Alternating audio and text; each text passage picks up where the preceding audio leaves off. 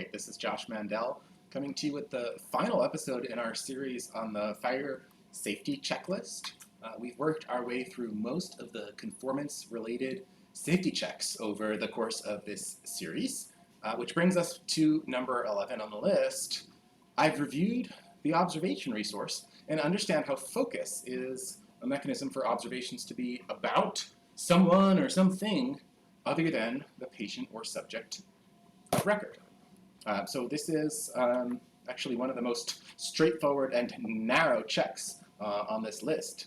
It's not even clear to me that it is about conformance in particular. It might be more about understanding the clinical semantics of the resources here, particularly the observation resource. But let's dig into it, and this will put you in a very good position to work through the rest of the safety checklist items on your own. So here's the observation resource. It's really a workhorse in FHIR for modeling all kinds of information, particularly about patients in a health records system. And as you can see from the scope and usage, this is a central element to the FHIR spec, used in all kinds of different information, to record all kinds of information from diagnoses, baselines, patterns, anything from vital signs to lab results, clinical findings, social history, and so on. And the main point that we want to look at from the clinical safety checklist perspective is understanding how an observation is attached to some kind of subject. We're observing something about what?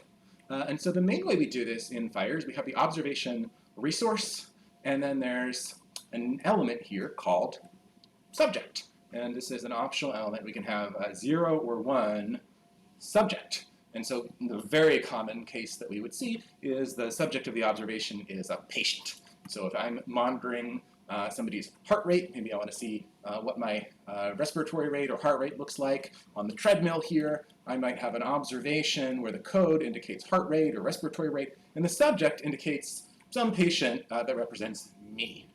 And that's the common case that you would see in FHIR US core. And if we dig into the long form definitions here, we'll see the observation subject is the patient or group of patients or location or device that this observation is about. And so just to be clear, maybe I'm going to be checking my own heart rate or body temperature, but maybe I'm going to check the temperature of the room that I'm in. And that would be an observation where the subject was a location, as opposed to my body temperature where the subject is a patient, who's me. Okay.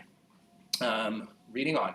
If the actual focus of the observation is different from the subject, or a sample of part or region of the subject, the focus element, or the code itself specifies the actual focus of the observation.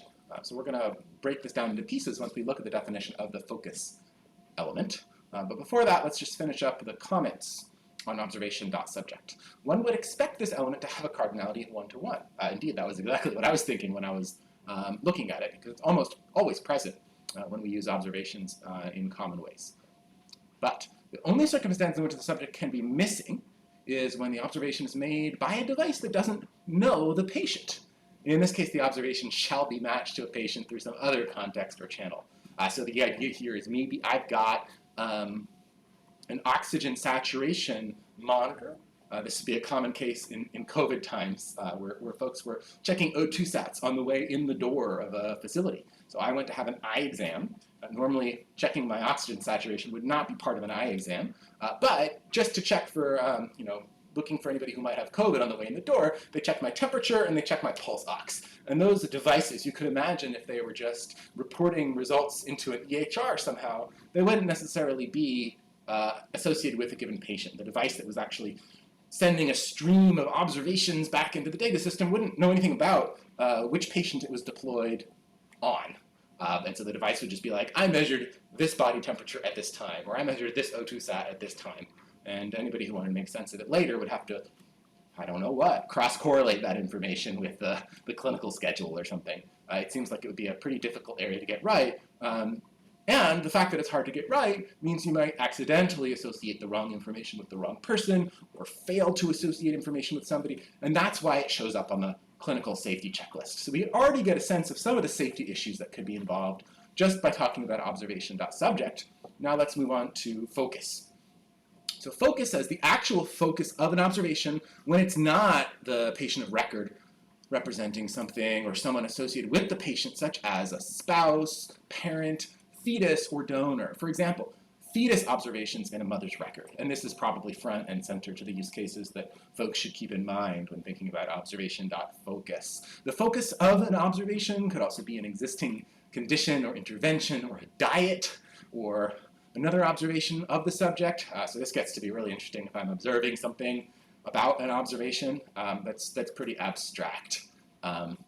Let's just read the note at the bottom here. Typically, an observation is made about the subject, and the distinction between the subject and what is directly measured is specified in the observation code. So like if I'm measuring blood glucose, the subject would be me, and the code would say this is a blood glucose reading.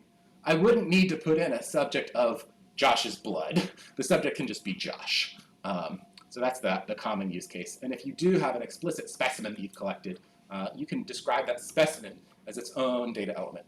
So think about focus particularly as a way to deal with some of these circumstances, like measuring a fetal heart rate on a mom or on the fetus that's growing.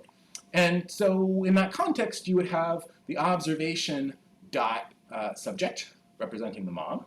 And then you'd have a code that might say this is a fetal heart rate measurement.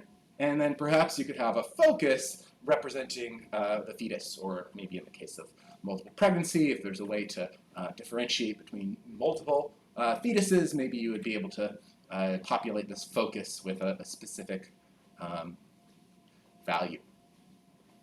So that is the kind of thing to think about for observation.focus, and I hope you've gotten a flavor of why it's on the clinical safety checklist, which is to say it's really important to attach the right data to the right individuals or the right subjects, and in cases where that can be nuanced, you really need to understand that nuance to make sure you're not inferring the wrong thing, not inferring somebody is tachycardic with a really high heart rate, when really all you've done is measure the perfectly normal high heart rate of a fetus. You wouldn't want to accidentally think that was a measurement from the mom.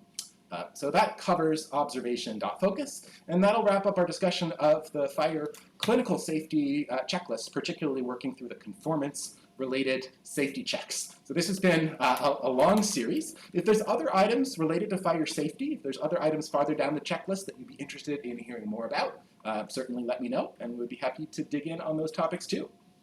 Take care.